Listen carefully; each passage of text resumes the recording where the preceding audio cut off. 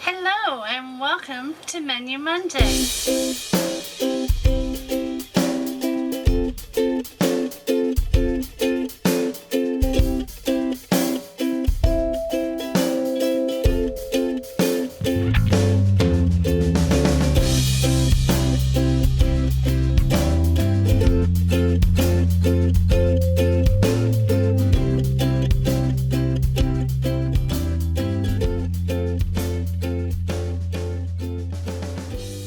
Hello and good morning for returning subscribers. Welcome back. I hope y'all are doing well. For any new subscribers, thank you for subscribing and welcome to my channel.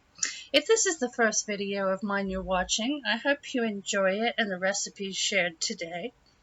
I do recipes every Monday. Cooking's one of the things most of us do every day, so I love trying new things when I get into a rut, and I hope this helps you too. If you have a favorite go-to meal, I'd love to know about yours. Please put it in the comments below, and I thank you in advance. As always, all the ingredients are listed at the end of each recipe made. This way you can screenshot it so you have it when you go shopping, or also in the description box below, I list ingredients for all the recipes shared today. So let's get started with this week's meals. So for today's recipe, we're going to start with our Ritz crackers. We're going to put them in a plastic bag and then crush them finely.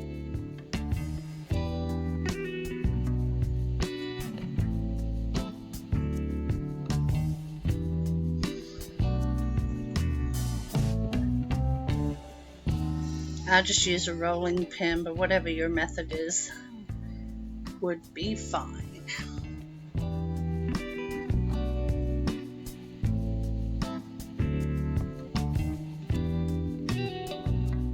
We're going to put them in a bowl, and to go along with that we're going to cut up some green onions. I will list all the ingredients at the end of this video.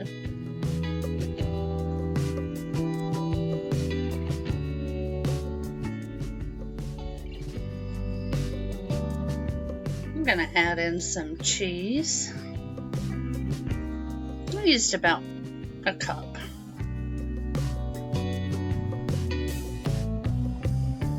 And now for our chicken, which I'm going to wash and pat dry.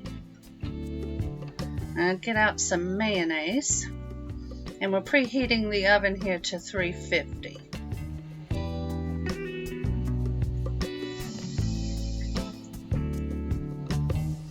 Mix all this together.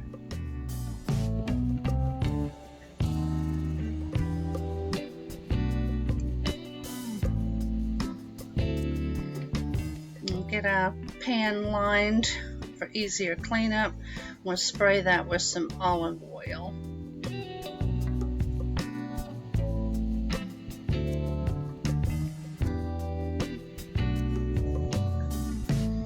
And then the last ingredient that I did forget to put in the bowl is salt and pepper. I use Nature's Seasoning, but you can use either. Now we're going to take the chicken, we're going to cover it with the mayonnaise, which is really just eggs and oil, and it does help the Ritz to stay on better than if you use butter. So we'll get each one coated and lay them in the pan. I'm going to speed this up now.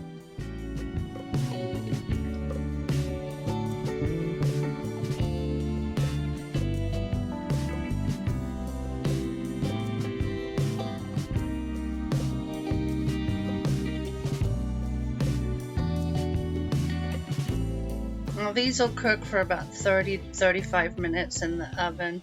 Just check to make sure your chicken's done.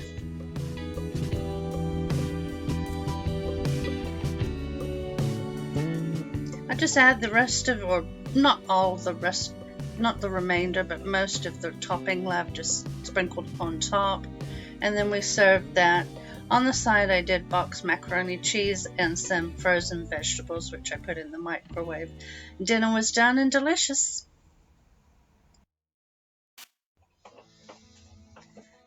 Today's recipe is Salisbury steak. We use cube steak to do this, and the first thing I'm going to do is spray the pot with some olive oil.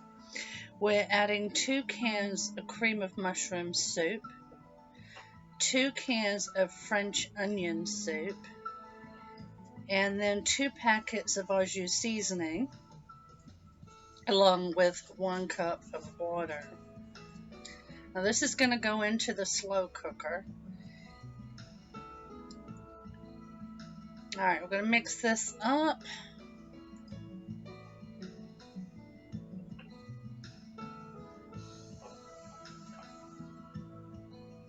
Then we're going to get out our cube steak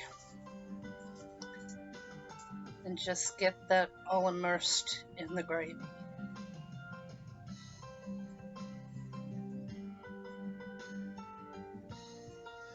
Now after this is cooked, you can thicken the gravy if it's not thick enough for your liking with a mixture of 3 tablespoons of water and 3 tablespoons of corn starch.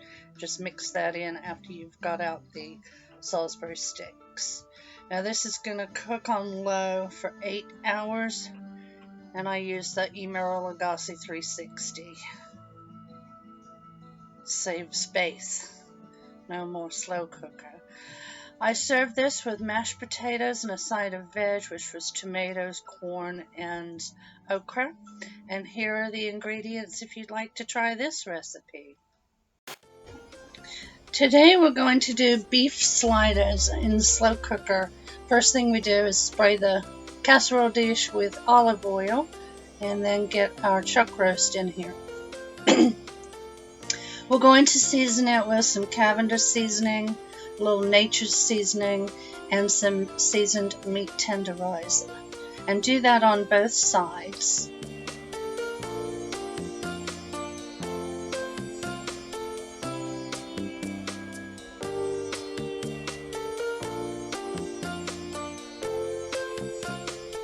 And then we're just going to add the barbecue sauce. We pretty much make sure it's covered in on the sides. You put in as much as you feel comfortable with. And then I'm going to get the lid on, and we're going to pop this in the slow cooker and cook it 8 hours on low. On the side we're going to have coleslaw, so we'll get started with that. I'm going to set this in the fridge now. That way it can be cooling. So all we're going to do is get our coleslaw mix here.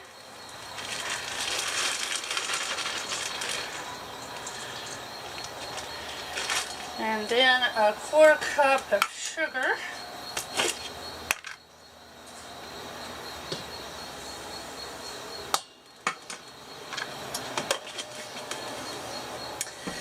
Two-thirds cup mayonnaise. So we can finally open up our Duke's. We love Duke's mayonnaise. And I'm trying to finish this one up. Let's see. 2/3 of a cup. Well, it might be 2/3 of a cup. There's 1/3. That's 2/3. We'll put a little, finish it up. What the heck. Alright, deep. And then I need 3 tablespoons of milk.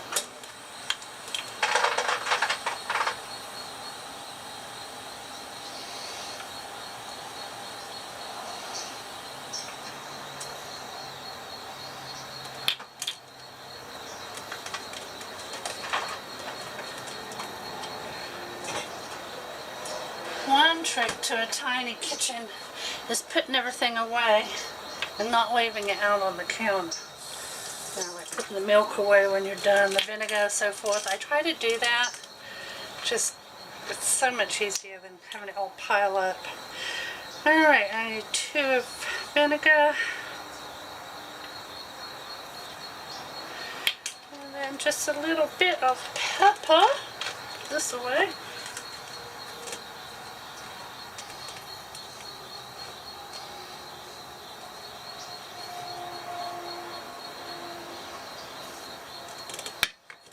We'll give this a good mix. And put it in this bowl to make it. I'm hoping to fit it in here. I'm limited on Tupperware. I have another one, but it's quite large. So I think it'll be a bit much for this.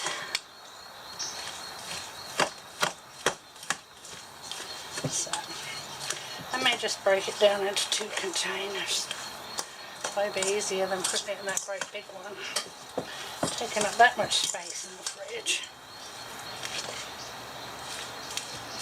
It smells good. Oh dear, spillage.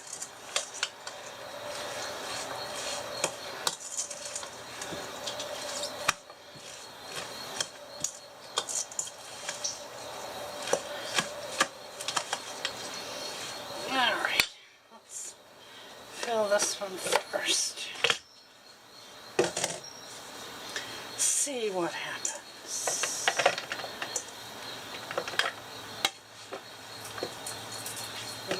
Is it possible? I wonder. Looks hopeful. Wouldn't have been able to mix it in there, but it looks like it's going to fit in there just perfect. Fantastic.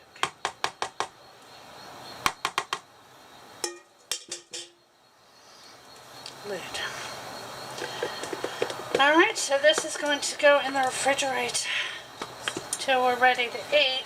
I still have 3.5 hours left on the barbecue slider meat, which is actually a chuck roast with the barbecue sauce. You saw me do that earlier. So there's the coleslaw. They were good. It's just that we prefer pork barbecue sandwiches. So what we did the next day is tried the beef roast on some mashed potatoes with a side of green beans. That was delicious.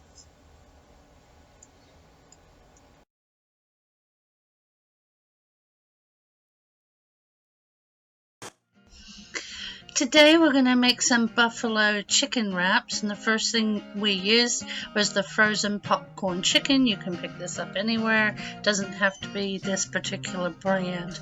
Just follow the cooking directions on the package, and we're cooking ours in the air fryer. So I just put them in the basket, and I don't even remember the cooking time. I think it was like less than 15 minutes though. I'm going to spray them with some olive oil just so they'll crisp up.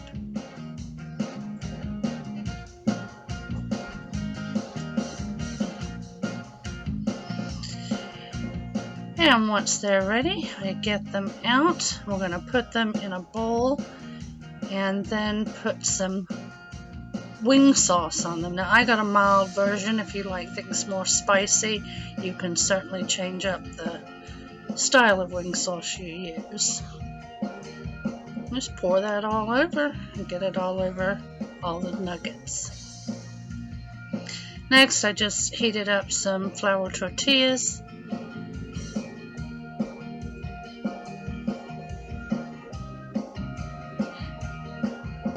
And it didn't cook that fast. I cut a lot of the time out. I knew you didn't want to watch pan. And then I gave them to Big Daddy. First of all is ranch dressing. You spread that out. Then you put your buffalo chicken down the center. And then add some cheese. Cheese of choice. We used cheddar. And then you wrap that up. Cut it in half. And we had ours with some leftover coleslaw from the day before. They were really, really good. And we're definitely doing these again.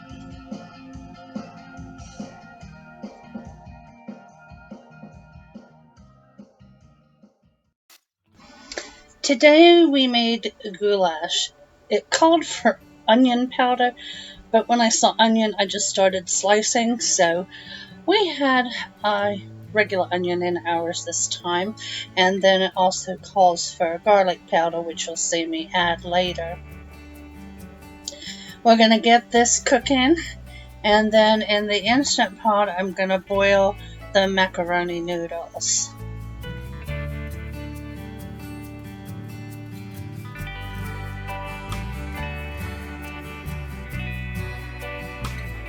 Now we're adding the garlic powder. I put the lid on the water because it boils faster that way. But I find that's the easiest way to boil noodles. It's much faster than the propane. We're undoing now 2 cans of tomato sauce and getting this meat cooked. I sped the process up. This has been drained and now I'm adding it back to the pan. I've got the noodles drained and they're going in now. And then we'll start adding the tomato sauce. It called for 2 cans, but I found the recipe with this amount of hamburger and noodles required 3. So I changed the ingredients at the end of this to 3 cans of tomato sauce. I think I used about 1/2 to 3/4 of the 3rd can. So it just depends on how saucy you like it, and that is up to you. This is very few ingredients, and this meal went a long way. We ate on this for 2 days, so it's great value. I put a little Greek seasoning in there too.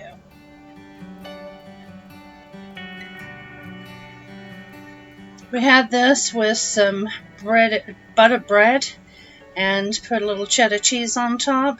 It was delicious, and we'll definitely be doing this one again. Here's your ingredients.